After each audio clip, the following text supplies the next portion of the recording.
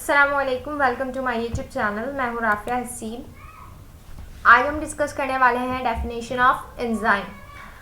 Enzyme की definition क्या है, एंजाइम हम किसे कहते हैं, क्या होता है।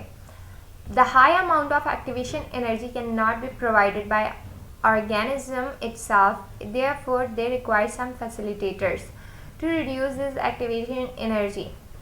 मैंने आपको लास्ट वीडियो में बताया था कि हमें जो है कोई भी केमिकल रिएक्शन होता है उसको एक्टिवेट करवाने के लिए या परफॉर्म करवाने के लिए एक हाई अमाउंट में एनर्जी रिक्वायर्ड होती है। लेकिन हमारे अंदर या किसी भी ऑर्गेनिज्म के अंदर अगर हम लिविंग बॉडी की बात करें तो ऐसा नहीं होता। कुछ फैसिलिटेटर्स होते हैं जो कि क्या करवा देते हैं कि एक्टिवेशन एनर्जी को रिड्यूस करवा देते हैं, मतलब कि एनर्जी की रिक्वायरमेंट को कम कर देते हैं। जहाँ पे 100 चाहिए होता है उसको क्या कर देते हैं 50 कर देते हैं या 50 से कम कर देते हैं। इस तरह के उसको एक्टिवेशन एनर्जी को हम क्या कहते हैं, फैसिलिटेटर्स कहते हैं। ठीक है। अच्छा, this facilitators are special molecules. ये जो फैसिलिटेटर्स होते हैं ना, ये सम स्पेशल मॉलिक्यूल्स होते हैं जो कि किससे बने हुए होते हैं, मोस्टली प्रोटीन के बने हुए होते हैं। किस चीज़ के बने हुए होते हैं, प्रोटीन के बने हुए होते हैं। प्रोटीन क्या होता है, बायोमॉलिक्यूल्स होते हैं। जिस तरह से कार्बोहाइड्रेट्स बायोमॉलिक्यूल्स होते हैं, लिपिड बायोमॉलिक्यूल्स होते हैं, इसी तरह से प्रोटीन भी क्या होते हैं, बायोमॉलिक्यूल्स होते हैं, जिससे क्या बने हुए होते हैं, ज़्यादातर एंजाइम्स बने हुए होते हैं। बेसिकली एंजाइम का वर्ड दो वर्ड से निकला है। इन मतलब होता है इनसाइड, जाइम मतलब होता है ईस्ट। एक एक्सपेरिमेंट किया गया था जिसमें जो है सबसे पहले जो है इसकी एक्टिवेशन या एक्टिविटी नोट डाउन की गई या ऑब्जर्व की गई। The name was coined due to, ये नाम कब रखा गया, जब ऑब्जर्व किया गया ईस्ट की एक्टिविटी को। कहाँ पे, फ्रूट सैप में। फ्रूट सैप क्या होता है, फलों का जो रस होता है।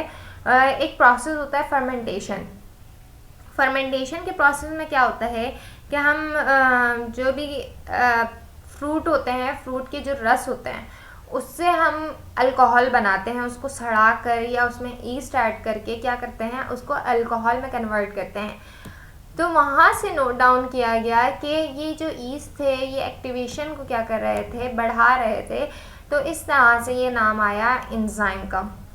Now the enzyme are defined as the biocatalyst which facilitate chemical reaction by lowering activation energy।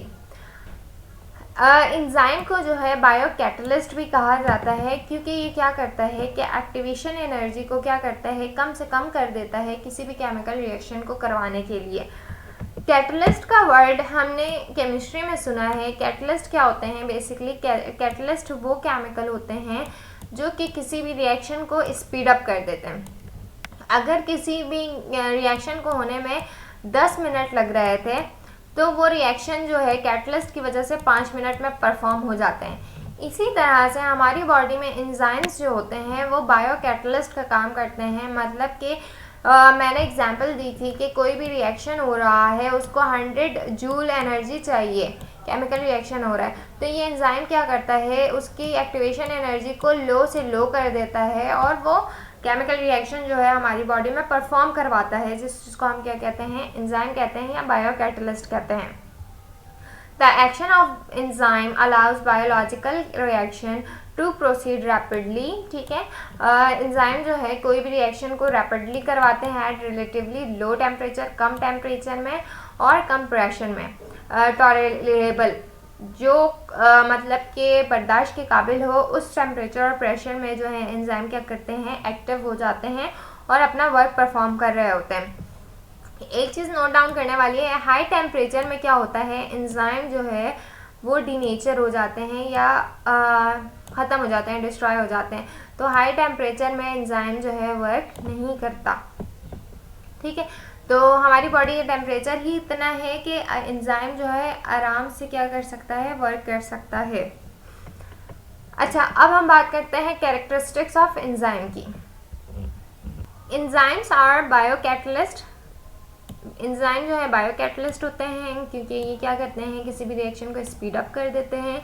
Made up of mostly proteins के बने हुए होते हैं and therefore 3 dimensionally folded chain of amino acid with a specific shape. हमें पता है protein जो है वो भी क्या है, पॉलीमर है, पॉलीमर है और लार्ज मॉलिक्यूल है। पॉलीमर का मतलब क्या होता है, एक जैसे ही मॉलिक्यूल से बने हुए हों। तो बहुत सारे जब अमाइनो एसिड मिलते हैं तो क्या बनाते हैं, प्रोटीन बनाते हैं। ठीक है, क्या बनाते हैं, जब अमाइनो एसिड की चेन मिलती है, बहुत सारी बनती है, तो वो क्या बनाती है, प्रोटीन बनाती है। डिफरेंट डिफरेंट चेन जो है डिफरेंट मॉलिक्यूल्स बनाती है। अकॉर्डिंग टू अगर हम शेप की बात करें तो जो एंजाइम्स होते हैं वो डायमेंशनली थ्री फोल्डेड होते हैं। थ्री फोल्डेड मतलब थ्री डायमेंशन की से अगर हम बात करें, एक्स वाई जेड एक्सिस पे अगर हम बात करें तो इस तरह से उसकी फोल्डिंग होती है तीनों एक्सिस से। तो इस तरह के जो फोल्डेड अमाइनो एसिड होते हैं वो क्या बना रहे होते हैं, एंजाइम बना रहे होते हैं। This shape is determined by the sequence of amino acid held together by bond. इसको किस तरह से पहचाना गया, डिटरमाइन किया गया बाय सीक्वेंस ऑफ बॉन्ड। इसके जो बॉन्ड थे ना, हमें पता है कि हर अमाइनो एसिड के बाद जो बॉन्ड होता है वो पेप्टाइड बॉन्ड होता है। अगर हम प्रोटीन की बात करें तो कुछ प्रोटीन स्ट्रेट चेन होती है, कुछ के हेलिकल स्ट्रक्चर होते हैं, यानी कि इस तरह से स्प्रिंग टाइप, कुछ के इस तरह से थ्री डायमेंशन स्ट्रक्चर होते हैं। तो एंजाइम जो होते हैं वो इस तरह के होते हैं, और इसके जो बॉन्ड होते हैं सिर्फ पेप्टाइड के नहीं होते हैं, समटाइम्स और भी यहाँ पे कुछ बॉन्ड्स आ जाते हैं, जिस तरह से यहाँ पे एग्जांपल है हाइड्रोजन बॉन्ड की। ठीक है, तो ये हाइड्रोजन बॉन्ड क्या करते हैं, जब इसके साथ बाइंड करते हैं तो क्या बनाते हैं, एंजाइम बनाते हैं। Enzyme speed up reaction by bringing reactant together. जब रिएक्टेंट आपस में मिलते हैं और उसकी प्रेजेंस में एंजाइम जब काम कर रहे होते हैं तो वो क्या करते हैं कि कोई भी रिएक्शन को स्पीड अप कर देते हैं and reducing the activation energy, और एनर्जी को कम से कम करके वो चीज़ जो है पूरा जो रिएक्शन है उसको परफॉर्म करवा देते हैं। Required to start the reaction enzymatic reaction. कोई भी रिएक्शन एंजाइम की प्रेजेंस में होगा उसको हम क्या कहेंगे, एंजाइमेटिक रिएक्शन कहेंगे। अच्छा, नेक्स्ट जो है when an enzyme start a chemical reaction catalyze the reaction hence does not utilize itself। इसका मतलब ये है कि जब कोई भी केमिकल रिएक्शन होता है ना, जैसे यहाँ पे रिएक्टेंट है, रिएक्टेंट से प्रोडक्ट बन गया। अब एंजाइम जो है ऐसा नहीं होता कि एंजाइम जो है वो रिएक्टेंट के साथ मिला और ये पूरा जो है प्रोडक्ट बन गया, नहीं। ये क्या करता है कि ये इसकी हेल्प करता है, हेल्प करने के बाद ये जब प्रोडक्ट में कन्वर्ट हो जाता है, ये यूटिलाइज हो गया, एंजाइम वैसा का वैसा ही रहता है। ये क्या करता है, ये यूटिलाइज नहीं होता, ये ख़त्म नहीं होता, मतलब इसके पास इतनी कैपेबिलिटी होती है कि ये ज़्यादा से ज़्यादा केमिकल रिएक्शन परफॉर्म करवा सके। Which means even a single और little amount of enzyme can start a reaction and catalyse fastly. ठीक है, यही सारी बातें। Their presence does not affect the nature और प्रॉपर्टीज ऑफ एंड प्रोडक्ट। ये क्या करता है, एंजाइम के प्रेजेंस की वजह से कोई भी रिएक्शन ऐसा नहीं होता कि रिएक्टेंट के साथ रिएक्ट किया एंजाइम और कुछ और प्रोडक्ट बनने को कुछ था और बन गया कुछ, ऐसा नहीं होता। ये रिएक्शन में कोई भी फ़र्क नहीं करता, मतलब कि प्रोडक्ट कुछ और नहीं बनता, जो चीज़ बननी चाहिए वही चीज़ बनती है। बस ये इसका काम क्या होता है कि रिएक्शन को फास्ट कर देता है और कम से कम एनर्जी में ये कोई भी रिएक्शन को परफॉर्म करवा देता है। Reactant of enzyme are called substrate.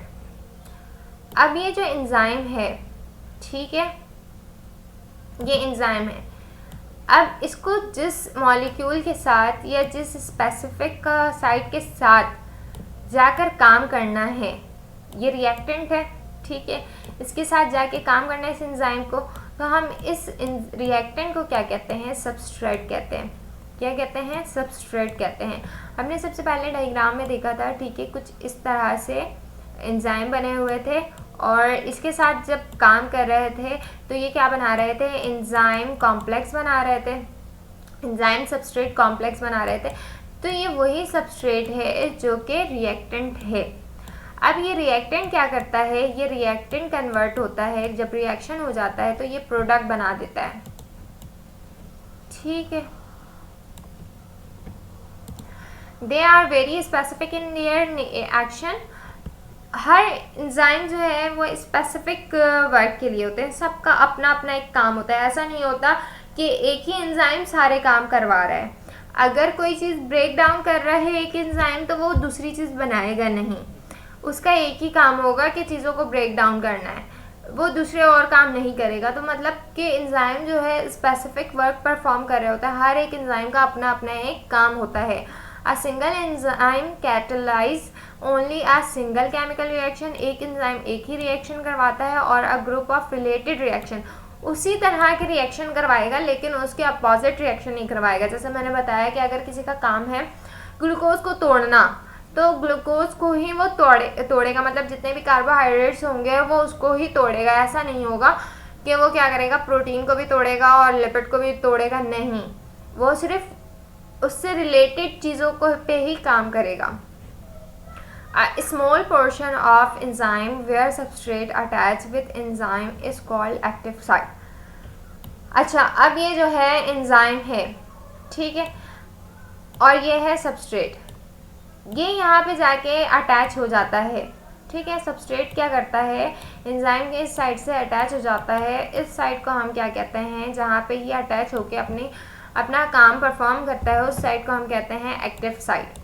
The shape of active site is complementary to shape of the substrate. ऐसा होता है कि अगर हम बात करें एंजाइम की, ठीक है, ये एंजाइम है, ठीक है, तो जो सबस्ट्रेट होगा इसके कॉम्प्लीमेंट्री होगा, मतलब इसी के शेप का होगा, बिल्कुल सिमिलर नहीं होगा लेकिन इस तरह का होगा कि ये जो है फिक्स हो जाए। एग्जाम्पल के तौर पे अगर हम लॉक एंड की बात करें, तो एक लॉक है, उसमें जो है जिस तरह की उसमें जो चाबी जा सकती है उसी तरह के शेप्स बने हुए होंगे इसकी की के। तो सेम इसी तरह से एंजाइम के भी सीन होता है कि उसका जो शेप होता है सिमिलर होता है सबस्ट्रेट से, कि वो उसके साथ जाके बाइंड हो सके, उसके एक्टिव साइट से जाके बाइंड हो सके और रिएक्शन जो है परफॉर्म करवा सके।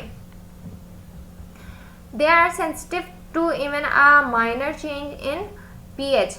ये बहुत सेंसिटिव होता है, मैंने बता दिया था कि जैसे ही अगर पीएच आगे पीछे हो, पीएच की वैल्यू या टेम्परेचर इंक्रीज़ हो जाए या सबस्ट्रेट की कंसंट्रेशन बढ़ जाए, तो ये बहुत जल्दी क्या होते हैं, रिएक्शन करते हैं। मतलब ये होता है कि या तो एंजाइम रप्चर हो जाएगा, डीनेचर हो जाएगा, वहाँ पे वो वर्किंग करना छोड़ देगा। ये इतने सेंसिटिव होते हैं। सम एंजाइम्स रिक्वायर कोफैक्टर, कुछ एंजाइम्स ऐसे होते हैं जिसको रिक्वायरमेंट होती है, उसको भी हेल्पर की रिक्वायरमेंट होती है।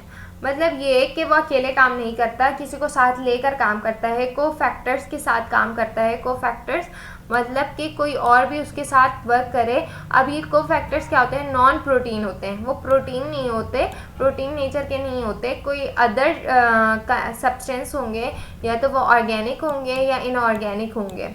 वो उसके साथ बाइंड करके क्या करता है, फिर रिएक्शन परफॉर्म करता है। अब एग्जांपल है जिंक है हमारे पास, मैग्नीशियम है, एमएन है, आयरन है, कॉपर है, पोटेशियम है, सोडियम है। The organic cofactor NADP, NAD and FAD are used in enzymes as cofactor। ठीक है, cofactor can be categorized into aesthetic group if organic cofactor are tightly bound to an enzyme। अच्छा, यहाँ पे जो है coenzyme if organic loosely, इसको categorise किया गया है दो ग्रुप में, ठीक है। प्रोस्थेटिक ग्रुप को कहा गया है जहाँ पे जो कोफैक्टर्स हैं ऑर्गेनिक वो टाइटली बाउंड होंगे एंजाइम के साथ, तो उसको प्रोस्थेटिक कहा जाएगा। और coenzyme if organic cofactor are loosely attach with an enzyme, तो उसको कोएंजाइम कहा जाएगा। Many enzymes work in a sequential manner to produce a specific product। This pathway is called metabolic pathway।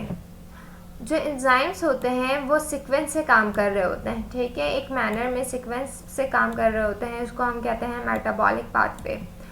Activity of enzyme can be enhanced by activator. Enzyme की जो activity enhance होती है activator से, हम activator को activator लगाते हैं, ठीक है। एक्टिवेटर क्या होता है, जिस तरह से हम सबस्ट्रेट लगा रहे थे, तो इसी तरह से एक साइड होता है एंजाइम के पास एक्टिवेटर का और इनहिबिटर का, ठीक है। जब ये एक्टिवेटर आके इसके साथ बाइंड होते हैं तो क्या होता है कि एंजाइम वर्क करना शुरू कर देता है। लेकिन जैसे ही अब यहाँ पे काम हो गया, रिएक्शन हो गया, केमिकल रिएक्शन हो गया, परफॉर्म हो गया, तो इसी तरह से यहाँ पे आके क्या हो जाते हैं, इनहिबिटर बाइंड हो जाते हैं और वो एक्टिविटी को क्या कर देते हैं, डिक्रीज कर देते हैं या रोक देते हैं। इनहिबिटर का मतलब होता है इनहिबिट, इनहिबिट का मतलब होता है रुक जाना या कम हो जाना। तो इनहिबिटर का काम क्या होता है, एंजाइम की एक्टिविटी को रोक देना, और एक्टिवेटर का काम क्या होता है, एक्टिवेट करना। An enzyme inhibitor is a molecule, ये इनहिबिटर भी क्या होते हैं, मॉलिक्यूल्स होते हैं that bind to an enzyme, मैंने बताया ये भी क्या करते हैं, एंजाइम के साथ बाइंड होते हैं एंड डिक्रीज इट्स एक्टिविटी, ये एक्टिविटी को क्या करते हैं, डिक्रीज करते हैं। जिस तरह से एक्टिवेटर एक्टिवेट कर देते हैं, किसी भी एक्टिविटी को इंक्रीज कर देते हैं, उसी तरह से इनहिबिटर क्या करते हैं, एक्टिविटी को स्टॉप कर देते हैं। Since blocking an enzyme's activity can kill a pathogen, enzyme की ब्लॉकिंग से ये भी होता है कि जो पैथोजन होते हैं उनको किल किया जाता है। अगर जिस तरह से अब एक एंजाइम है, ठीक है, वो एक्टिव है तो पैथोजन वर्क कर रहे हैं, इस एंजाइम को एज अ फूड यूटिलाइज कर रहे हैं और वो वर्क कर रहे हैं। लेकिन अगर इसकी एक्टिविटी को रोक दी जाए, ठीक है, इसको ब्लॉक कर दिया जाए, तो क्या होगा, पैथोजन को कंप्लीट नरिशमेंट नहीं मिलेगी, ग़िज़ा नहीं मिलेगी, ये ब्लॉक हो गया तो पैथोजन क्या हो जाएंगे, किल हो जाएंगे। तो एंजाइम इनहिबिटर्स के ज़रिए जो है हम पैथोजन्स को की एक्टिविटी को भी क्या कर देते हैं, स्टॉप कर देते हैं या पैथोजन को किल भी कर सकते हैं। तो ये तमाम बातें थी कैरेक्टरिस्टिक्स ऑफ एंजाइम से रिलेटेड, और डेफिनेशंस ऑफ एंजाइम मैंने समझा दिया है। उम्मीद करती हूँ ये तमाम चीज़ें समझ में आई होंगी। नेक्स्ट वीडियो में जो है हम नेक्स्ट चीज़ें डिस्कस करेंगे। उम्मीद करती हूँ तमाम चीज़ें समझ में आई होंगी। जब तक के लिए अल्लाह हाफ़िज़, टेक केयर।